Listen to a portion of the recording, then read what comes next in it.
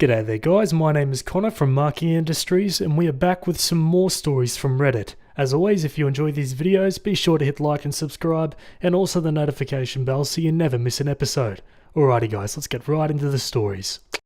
Okie dokie folks, we're on True Off My Chest. This one was written by user Tough Claim and it's titled, My Husband Made Me Believe Soulmates Aren't Real. I'm using a different account so that my husband doesn't know. Before meeting my current husband, I was married to my ex-husband, Dave. Dave and I met when we were 5 years old. He moved into our neighbourhood when he was 5.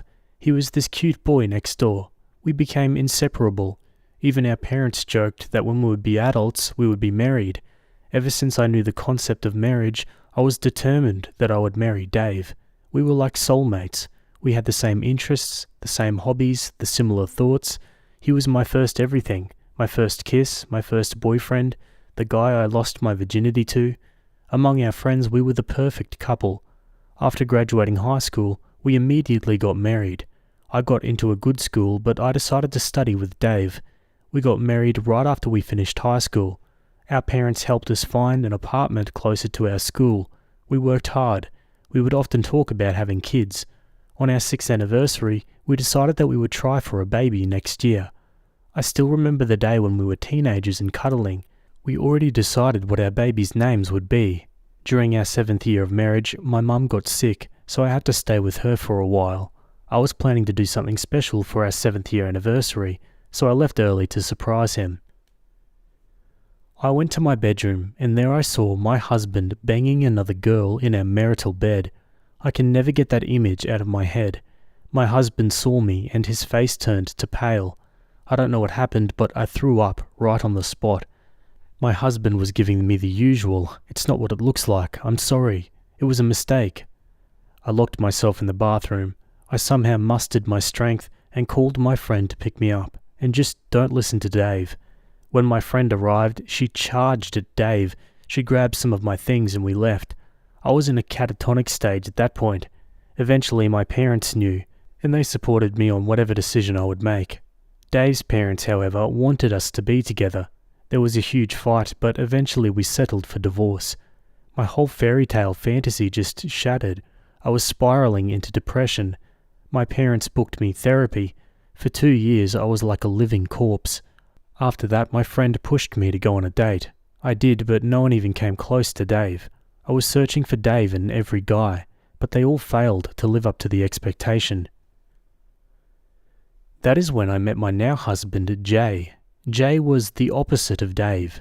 Dave was funny. He would be the life of the party. I remember one time he made me laugh so hard that I fell from my chair. But Jay was not funny like Dave. He would use humour only as clapbacks and if he wants to insult someone. He was also very stoic and closed off. Pretty boring to my taste. On our first date, I asked him some questions like, "What's your favourite movie?" He told me he doesn't watch movies. He likes reading. He didn't even ask me a thing, except for my educational background. He talked mostly about my field of work, but he was not interested in me. We ate dinner in silence. I was 100% sure he would not call me, but 2 days later he did. He asked me out on a second date. I was skeptical of whether or not I should go, but my friend insisted. I gave it another try. Second date went slightly better than first. He talked a bit more, asked a few questions. We were taking it slow. He was opening up until the 6th date when we finally hooked up. TMI, it was amazing. I'm someone who has a snack after having sex. I was craving for some, so I asked him if I could grab something from his pantry. Even a bread and cheese sandwich will do. He told me to stay there and he went out. I was kind of confused. He came back after 20 minutes with takeout food. It was something I really liked, orange chicken. I asked how he knew. He told me, "You told me on our previous date." I melted right there. Dave and I have been together for most of my life, but he never made the effort of going out to get me something. That's when I knew, even if he was not my soulmate, I was madly in love with him. We dated for 3 years and got married. I came to know about Jay's family too. His mum and dad were drug addicts who died of overdose. He was homeless for a while, but worked his way up. Throughout our marriage, I was very, very happy. He was different from Dave because whenever he would see me doing chores, he would ask, "Need help?" He helped me through my trauma from Dave by arranging a therapist that specializes in infidelity. He may not be a person of words, but his actions tell me that he loves me. When I was pregnant with our daughter, I would wake him up in the middle of the night to either get me food or rub my feet, and he would say, "Yes, ma'am," and get to work. I love him. Even after 15 years of marriage, my love has not stopped. He is still the stoic man I fell in love with. After meeting him, I stopped believing in the concept of a soulmate. He was not mine, but we somehow make it work. I love you, Jay. Thanks for being there in my life. And anyone who is wondering what happened to Dave, he is getting his third divorce. His mum blames me for his downfall, but she refuses to see that her son cheated on every marriage. Edit, I'm sorry if there was any typing mistakes. I'm typing on my phone and the autocorrect is acting nuts. I tried to turn it off, but it doesn't work. Yeah, resistance is futile with autocorrect. One commenter says, "Who knows, maybe Jay is your soulmate. He seems to be more ideally suited to you from the beginning than Dave ever was." Opie says, "From the outside we do not look like soulmates. Dave and I were the typical girl next door and boy next door kind of people. Jay was more closed off. Initially when I was dating him he was really rude in my opinion. He also has a bad temper towards people who screw up. But other than that he is good and kind. He helps those who genuinely need help." After reading this, all I can say is F Dave, metaphorically, and F Jay, literally in several positions, then have a nice dessert. I'm glad to hear you're happy. Hope you, Jay, and your kids have many, many more happy years ahead of you. Opie says, F Jay, literally in several positions, then have a nice dessert. I've been doing that for 18 years, lol, and he still gets me a snack. Quote, "His mum blames me for his downfall." Yeah, because it can't be the fault of her frickin' child being an immoral, faulty human being, could it?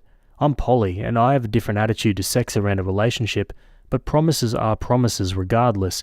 Commitment is commitment, no matter what flavour, and Dave is certainly emotionally incomplete. I never believed in soulmates from childhood, but you know when it works, when it's right. You just had to have a trial marriage to refine your definition. Opie replies, "According to his mum, he was devastated when I wanted divorce. She tried to convince me to stay with him even after knowing he cheated. She was angry at me and my parents when I said no. She blames me because she thinks if I had stayed, her son would not have become a serial cheater because I could fix him. His other marriage failed because he was a mess because of me, not because he was effing other people on the side." Dave was never your soulmate. Jay was. Just took time to find him.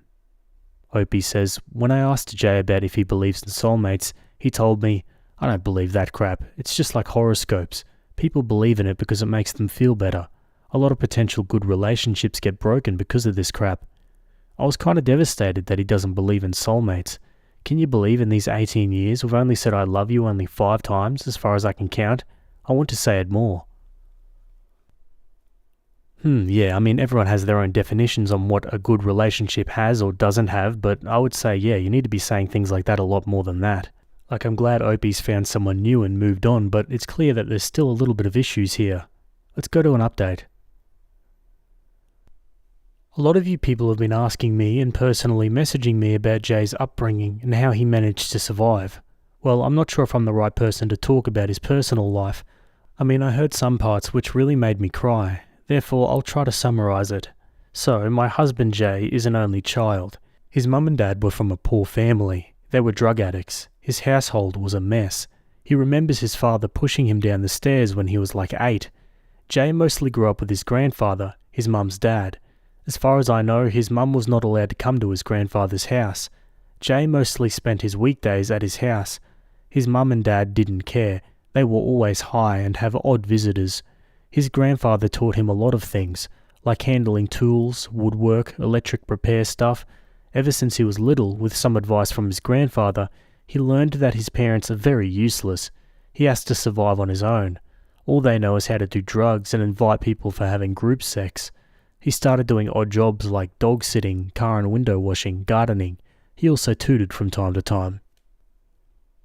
Shortly after, his parents died of overdose. He became a permanent resident of his grandfather's house. He worked so that he could afford to go to college. His grandfather had little money for him, but it wasn't enough. He thought about joining the army at 18, but he failed the physical test. When he was 17, his grandfather died of a heart attack. His grandfather lived in a rented house, so Jay couldn't live there anymore. He was forced to live in a homeless shelter throughout his high school. He even got bullied and got in trouble for standing up to his bullies. But since he was a good student, he didn't face serious repercussions. He left the homeless shelter when a pastor from the local church took him in. He knew Jay because he worked in the church for a while. The pastor was a nice guy. He funded his living and also helped him get a scholarship to a good university. Jay studied finance and business. His entire childhood he lived in poverty, so he was obsessed with learning how to make money. He made some connections which landed him a good part-time job during his final year. I met Jay through my friend. She worked in the same company as him. He worked as an investment banker at that time, and the rest you all know. This is pretty much it. I understand why he's so stoic and doesn't show his emotions. I once asked out of curiosity that he saw the harsh reality of life, but still, how does he manage to stay good? He once told me about this couple whose children he used to tutor. They were a really happy family in his eyes. The husband loved his wife. He mentioned that the husband would always have a hand on his wife's body as a form of affection. Their children were also well behaved and had a good childhood. From that moment, he knew he wanted a family like that, because he never had a complete family, but he was sure that somebody would not be able to love him because he doesn't know how to show love. Throughout his entire childhood, he has only seen his parents fight and cheat on each other in front of each other. That really destroyed his perception of love. If it wasn't for that couple, he probably wouldn't believe that there are people in this world who can love each other for life. It is a little wrong of me to say he displays no emotions, but he does on rare occasions. I remember the day our daughter was born. Jay held her and cried loudly. He kept repeating, "I will protect you. I will never leave you." He did say "I love you" to both me and her. Same thing happened when our son was born. I mean, it gave me an idea to just pop out babies so that I can see his emotional face, haha. But anyways, I know he does love me and our little family. He always holds me tight whenever we're cuddling. He's really good with my parents. My parents also adore him. Sometimes it just makes me cry knowing that he's been through a lot, and I've lived such a sheltered life. Sometimes I feel like I don't deserve him because he's a very kind and a good person. Also, yeah, we do say "I love you" a lot more now. Oh, that's good. And yeah, it does sound like he's gone through a lot, which would explain his reservations. Okay, Opie makes a final update. I just wanted to give a big thanks to everyone who has been kind and supportive. I could not imagine that so many people would come through because of my post. A lot of you suggested therapy. To be honest, I did in the past, but my husband brushed it off by saying his past rarely bothers him. Thanks to people on Reddit, I suggested him some articles on PTSD and childhood trauma. He studied for a bit and found a therapist for him to help him with his trauma. He only had 2 sessions till now. A few days ago he came home from work, and I went to greet him like usual. He pulled in for a big hug and started sobbing. I told him it's okay. We went to our bedroom where we sat down and talked. He told me that he was sorry for being so ice cold all these years. He opened up more and said he was afraid to confront his demons, so he just kept them back in his head. He had trouble expressing how he felt. He felt guilty that he didn't say he loves me more often. I'm just paraphrasing what he told me. Quote, "I love you with all my heart. I know I don't say it, but I feel it every day and every moment. I'm sorry for taking away all those years from you, for not expressing my love for you. Words cannot express what you actually mean to me. You gave me my kids, made my house a home. I never had that growing up. I always wanted that, and you made it happen. I'm sorry that I was so cold and never said I love you more, because I do. I love you a lot. I want to make it up to you. I don't want to waste another second of my life burying those emotions anymore." It feels good to see him vulnerable for the first time in his life. I cried with him that night. We talked a lot about our marriage and the times we spent. It was a real bonding experience. From that day on, he has been really attentive towards me. He would always come home as early as possible to simply have more time with me. We cuddle a lot and also make love, except this time it feels new and different, like a newfound love. He's been saying "I love you" to my kids. My son is confused and my daughter just said, "Dad, you're weird." He is thinking about planning a trip for just 2 of us because it's been really long since we went on a trip alone. So thanks, Reddit. You gave me a new version of my husband and probably strengthened my marriage with him. Not that there were problems, but I hope my husband is not so haunted by his demons now. Wow, there you go, guys. What a great ending. I think this proves that soulmates are made, not found. Let's read some final comments. Jay protects and loves his family. OP protects and loves Jay. I wish them a long and happy life. Wow, for a man who couldn't say I love you, that's impressive. He did much more than that with this confession. It's always the quiet ones that steal your heart. Can confirm, my husband is quiet and stoic, but he's my beautiful shining star that never fails to make my days so much brighter. He had a really rough upbringing, but didn't let it make him bitter. He's so kind, helpful, loving, and hilarious. I wish I could keep him in my pocket, haha. This reminds me of a Reddit post I saw a few years ago about a wife and her husband. She knew he loved her through his actions, but he never said it. They talked about it, but he had a really hard time with words. The wife really wanted more affirmations of love. It was bothering her that he wouldn't say it. They saw a counsellor or therapist, and it came out that he had a effed up background with people who lied and manipulated all the time, and he really struggled with putting his feelings into words. He associated I love yous with people using you. Therapist asked if it had to be words or if any other affirmation would be good for the wife. The wife said any affirmation would be good. The therapist recommended that they come up with a code system instead of words, and they settled on 3 quick taps to mean I love you. That did the trick. The husband had no problem with the code and ended up using it all the time. When they would sit on the couch together, the first thing she would feel was 3 quick taps on her leg. Walking through a store and it's 3 quick taps on her arm. It just strikes me that some people have this huge depth of feeling and they can't show it with words, but they can often show it in other ways. Yeah, absolutely. Alrighty folks, we're going to leave that one there. I'd love to hear your thoughts down below in the comments. Either way, let's move on to the next story. Alrighty, we're on relationship advice. This one was written by user FishingThink92 and it's titled, I found out that my husband has been keeping a secret box of mementos on the top shelf of our closet and I don't know what to do about it or if I should even bring it up. I honestly don't know how the hell I'm supposed to talk about this. I genuinely am in disbelief. So, backstory, my husband, let's call him Lee, and I have been together since our sophomore year in high school. We were each other's first everythings, and for the most part, I feel like we honestly have a picturesque marriage. I'm currently 5 months pregnant with our first child, and have taken it upon myself to DIY the guest bedroom into a nursery, but to do that I wanted to sort through the stuff in there and get rid of anything unnecessary. I think it's relevant to say that I'm pretty short, 5'2", so I don't really store things up high since I can't reach, but my husband's a foot taller than me so he doesn't have this tendency, which is how I found the memento box on the top shelf. It was just a plain cardboard box, so I didn't think much of it at first, but since I didn't remember putting it up there, I wanted to see if it was something that needed to go into storage or if it was just junk. I don't know what I was expecting, but inside the box there was a photo album, a trash bag, and a black leather bag. The album just had my name plus Lee's written on the cover, so I thought it'd be something sweet, because Lee has a tendency to gift me sentimental things. But no. The album was full of nude pictures of myself, all of them marked with dates and a short journal-like entry. The first one was from our first time when we were teens, and the latest one was marked from the night I surprised him with my pregnancy announcement. Most of the pictures are poor quality, but some are clearly of me sleeping after the deed. These journal entries talk about how he ranks each experience and his favourite part of it, like some weird logbook. Inside the bags was some of my lingerie, and even some old razors and hairbrushes. I don't know why on earth he keeps them, but he has 2 bags full.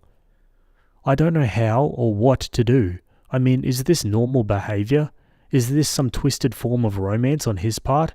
A part of me feels like I shouldn't feel as disgusted as I am, but this violates my own boundaries since I explicitly told him in the past that I was against sending or giving him any nude photos. Reddit, what do I do? I love my husband, but I'm not sure how to confront him about this. Whoa, this is weird, like serial killer stuff. I mean, I'm sure he's not a serial killer, but like, yeah, strange. Let's look at the comments. Nope, not normal. Your feeling violated is incredibly warranted. This behaviour is wrong on so many levels. He's got some type of fixation or ritual. I'm worried about hidden cameras, please check, and call him the hell out on all of this and find out what's causing it. The man needs heavy-duty therapy with a certified sexual therapist, immediately. Taking creepy pictures of you as you sleep naked and having naked photos of you as a minor in general, and then rating every sexual experience with you is not normal at all. The lingerie too and the razors and hairbrushes makes it even creepier. This is creepy, obsessed stalker crap. No, this is not normal at all. This is also not romantic at all. The fact that he took pictures of you sleeping and has them in an album is incredibly concerning. Him ranking times you all had sex is setting off more red flags. This is creepy and inappropriate behaviour. I can't imagine my fiancé taking pictures of me sleeping, let alone him keeping a log of our sex life. Girl, you have to show him the box and demand answers, and don't go easy on him. None of this is okay or normal, and you should really be concerned as to why he thinks any of that is okay. What in the Joe Goldberg? Okay, Opie makes an update 5 months later. So I'm not sure if anyone cares, and while I didn't reply to any of the comments, I did end up talking with my husband about this just a few days ago. I'm not going to lie, I wanted to just act like I didn't see anything and go on with my happy life, but after giving birth to my baby girl about a month and a half ago, I guess the stress and everything added up and I let it slip in an argument. I don't remember all that was said, but I was exhausted and my husband, while he's been super helpful and took over the household chores for me and helps out with the baby girl, had just been getting on my nerves. I sort of exploded on him in a way I'm not proud of. Worst of all, he wasn't even doing anything. All he'd been doing was reminiscing about how I used to make a Sims family of us when I was in uni, and how creepy it was. He said it endearingly. I don't really know why I got so mad, but I basically said something along the lines of how he's the creepy one because he has a secret stash of stuff hidden from me. I felt really bad because he got all pale and went quiet, and then he sort of said he needed space and went to blow off some steam at the shooting range, which he does a lot when he needs to think, so I didn't question it. He came back home around dinner and said he was ready to talk. I asked him about all of the things I found, especially the photos. I reminded him again that I never agreed to making nudes of any sort, and he apologized and agreed to burn them. Apparently our history goes back further than even I knew, as he recounted that we actually met before high school. I had no idea, but his mum, who's a divorce attorney, was the very same one my mum used when she separated from her first husband, not my dad. I called my mum after to confirm, and she told me it was true, but her and my mother-in-law never told me because my mum's divorce was messy and she hates talking about it. Anyways, back to the first meeting thing. My mother-in-law at the time often had Lee hang around her office after school, and it was during one of these days that my mum had to take me with her to speak with mother-in-law in person. Lee was actually the boy that I played with in the waiting room. I can't believe he remembered that, because I totally forgot it. So according to him, that first meeting was the day he knew I was special. Lee told me that while he had tried to pass it off as a crush, as he got older it never really went away, which led him to look into his mum's case files. In my state, attorneys have to keep them for 7 years, and he found my mum on Facebook, then my dad in her friends list, and managed to find my first and last name in order to find my Instagram. He had convinced his parents to let him transfer from his private K-12 school to my public high school, using the excuse that they had a better athletics program, which isn't actually far-fetched, since my high school was one of the best in the state for that, once he found out where I was going, thanks to my dumb self putting it in my bio. I thought that us meeting was a sheer coincidence and that we fell in love naturally, a classic sort of high school sweethearts, but no, Lee had orchestrated it all. I took my daughter with me to stay with my mum and stepdad, while Lee agreed to stay home and let me think. I spoke to my mum, as well as mother-in-law and father-in-law. Lee's parents are not happy with him in all honesty, and mother-in-law is especially mad because of client confidentiality. My mum gave me some good advice, that being that I should reflect on if Lee had displayed any other red flag behaviours. I can honestly say that no, he hadn't, but since I know I'm biased, I asked my friends, and those close to me, if they noticed anything. So far, everything else about Lee seems to check out. I've never felt endangered by him, even when I told him I needed some distance for a few days. I want to make this marriage work, Reddit, but is this something that therapy can't fix? Opie adds a comment.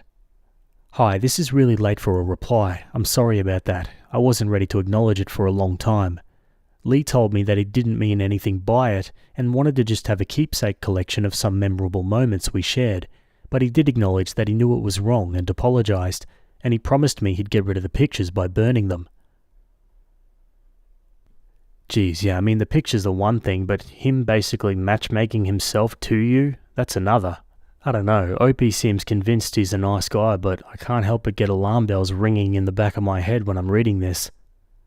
Okay, Opie makes a small, final update.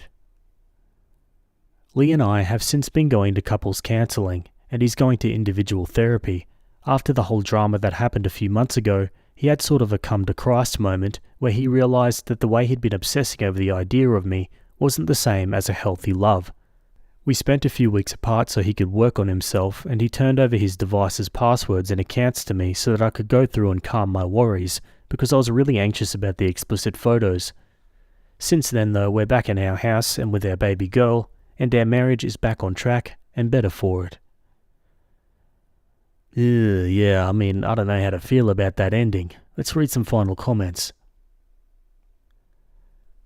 Yeah, that last little update sounds like when Joe would text and post from people's phones. Anyone checked their basement for a glass cage?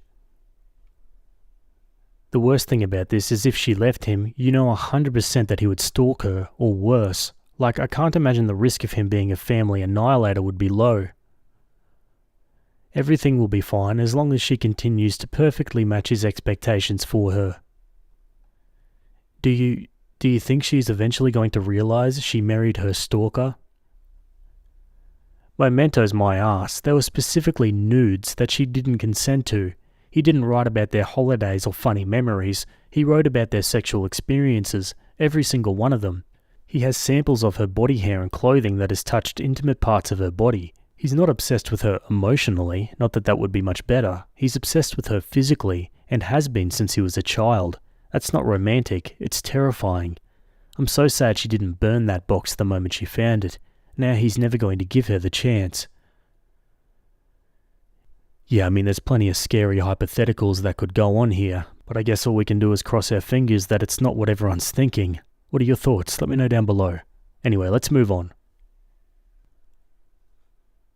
Okay, we're moving on over to Am I the A-hole? This one was written by a throwaway account, and it's titled, Am I the a-hole for not trying harder to let my ex know our son passed? Sorry for any layout issues, I'm on my phone. Also throwaway as my ex follows my main.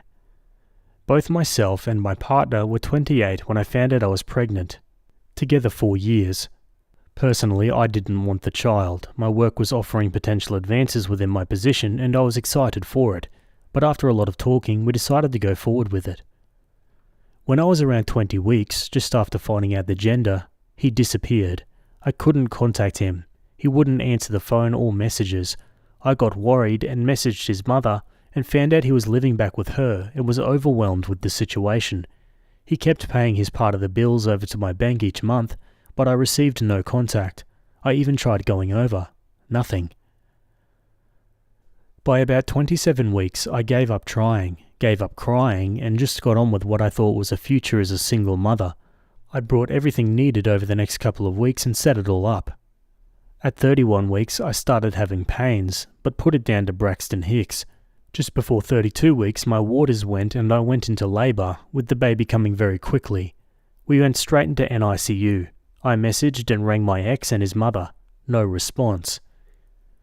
Less than a week later, my son passed due to complications of early birth. I again tried to contact my ex and his mother, left voicemails and messages. Nothing. The next few weeks were a blur, but with the help of my mother and father, his funeral was arranged. They tried to contact ex and his mother also. Still nothing. I sent more messages. Nothing. I'm assuming we were probably all blocked, but honestly at that point I didn't care. I was so broken. His funeral came and went. It was beautiful and horrible. I stopped messaging and told my family not to bother after the funeral had passed. I couldn't deal with it anymore. About 5 months after his birth and death, my ex turned up and let himself in. I wasn't at home, but when I got back he was instantly hostile. The flat was clearly not set up for, nor accommodating a small child. He demanded to see his son. I broke down and told him what happened. I've never seen him so sad and angry. He stormed out, slamming the door on his way out. Within half an hour, I got a nasty call from his mother, followed by messages from siblings and other family. How dare I not let them know something so serious?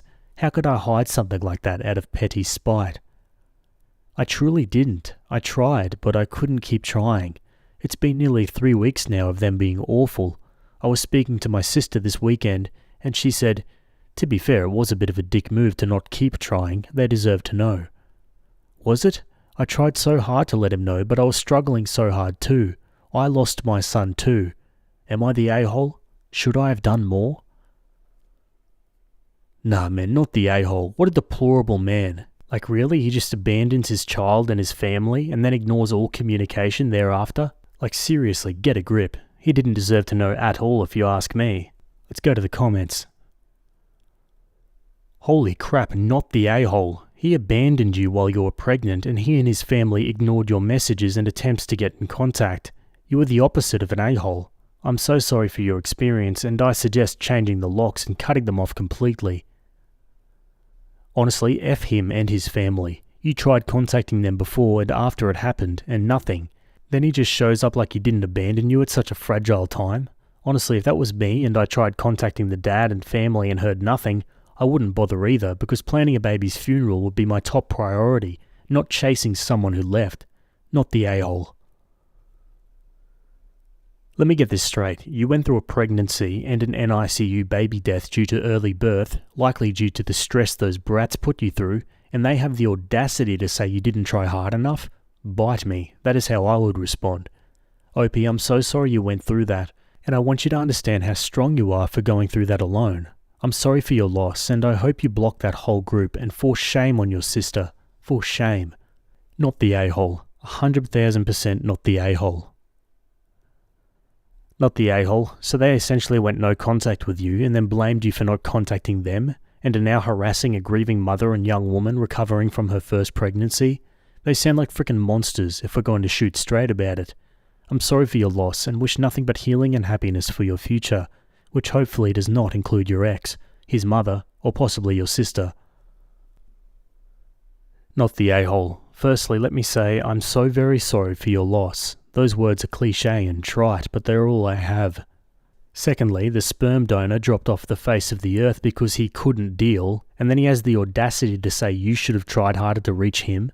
I'm sorry, but you tried repeatedly, not just to contact him, but also his family. They didn't answer. They weren't there for you during any of this. That was their choice. You tried the hardest you could, whilst going into early labour, having a sick baby in NICU, and eventually his passing and the funeral. You didn't have the mental bandwidth to keep going, and to me that's totally acceptable. What's unacceptable is his and his family's decision to be unreachable by blocking you or whatever. Thirdly, please change your locks so that he can't just let himself in and come and go as he pleases. You're going through enough without having to deal with coming home to him sitting on your couch out of the blue.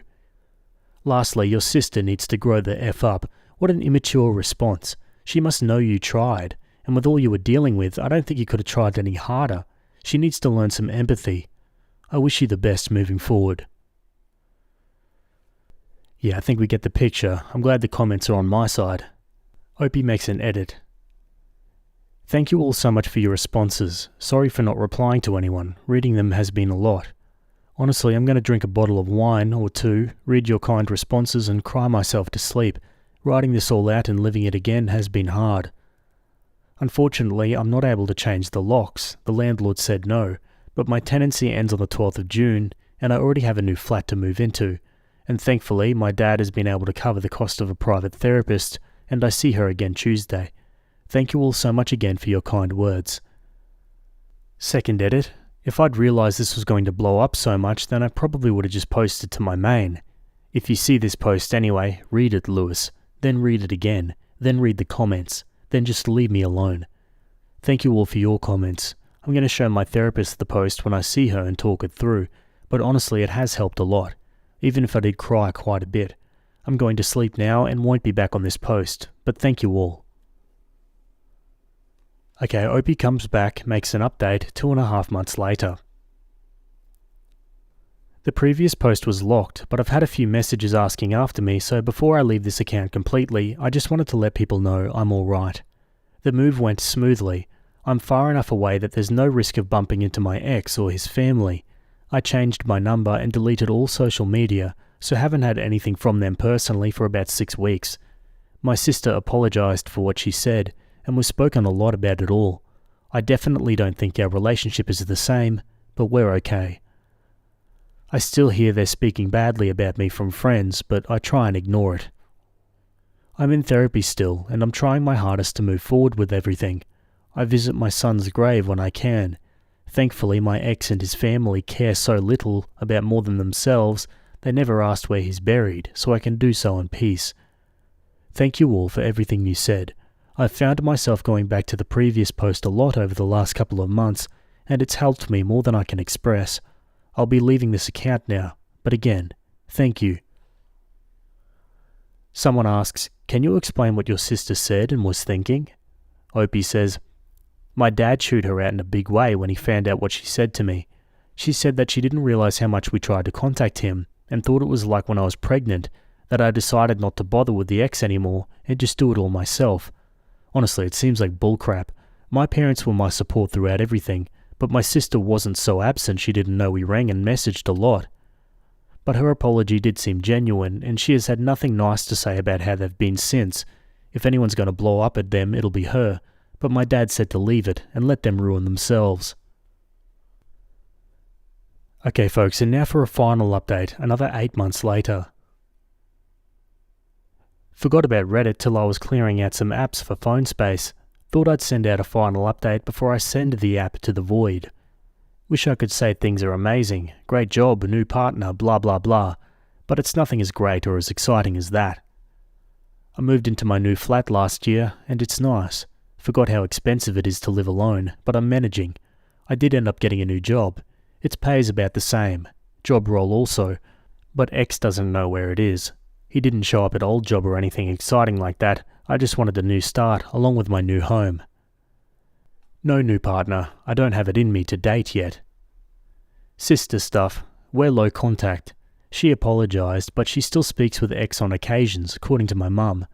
Nothing dramatic and Reddit style like, oh my god, they're actually secretly banging and have 5 babies and blah blah blah.